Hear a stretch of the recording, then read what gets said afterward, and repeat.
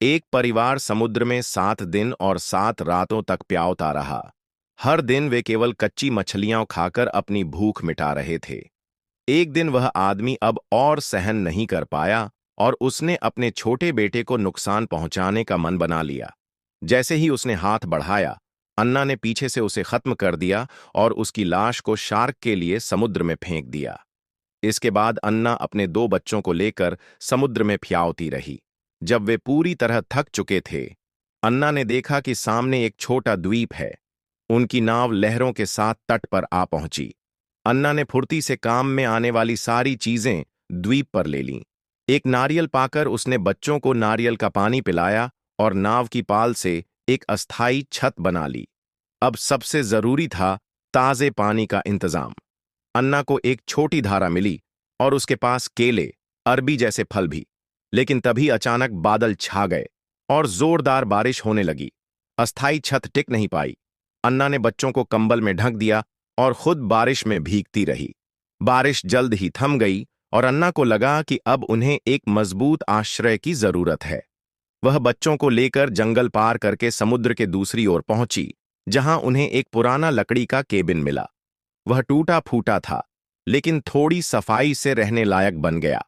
अन्ना ने सूखी लकड़ियां ऊंचाई पर रख दीं ताकि जरूरत पड़ने पर धुआं कर सके और मदद मांग सके। वो अब जीवित रहने की कई तरकीबें सीख चुकी थीं और बच्चे भी उसकी देखभाल में स्वस्थ व मजबूत हो रहे थे। वो उन्हें आधुनिक ज्ञान और मानव इतिहास भी सिखाती थी।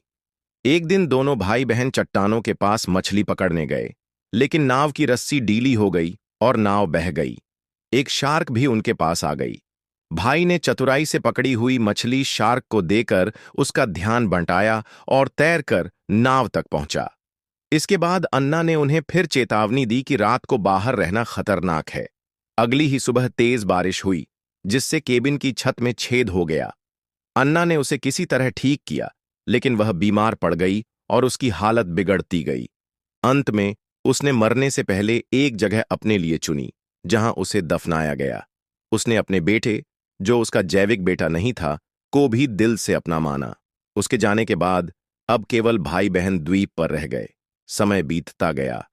चार्ली अब एक जवान हो गया और लिली एक सुंदर युवती। उसके जन्मदिन पर चार्ली ने समुद्र से एक मोती निकालकर उसे तोहफे में दिया। लिली ने उस मोती को एक बाल पिन में बदल लिया। चार्ली को अब लिली के लिए कुछ नया महसूस होने लगा। उसे समझ नहीं आया कि इस भावना से कैसे निपटे। उसने खुद को व्यस्त रखने के लिए शार्क से रेस लगानी शुरू कर दी। जब उसने ये लिली को बताया, तो उसने डांटते हुए कहा कि यह बहुत खतरनाक है। वे झगड़ पड़े, लेकिन फिर जल्दी ही सुलह हो गई। एक दिन खेलते खेलते वे गिर पड़े और माहौल थोड़ा अजीब हो गया। लिली ने शर्म से मुंह फेर लिया। अगले दिन जब लिली जागी, तो बिस्तर पर खून के धब्बे थे। वह डर गई, लेकिन फिर उसे मां की बात याद आई।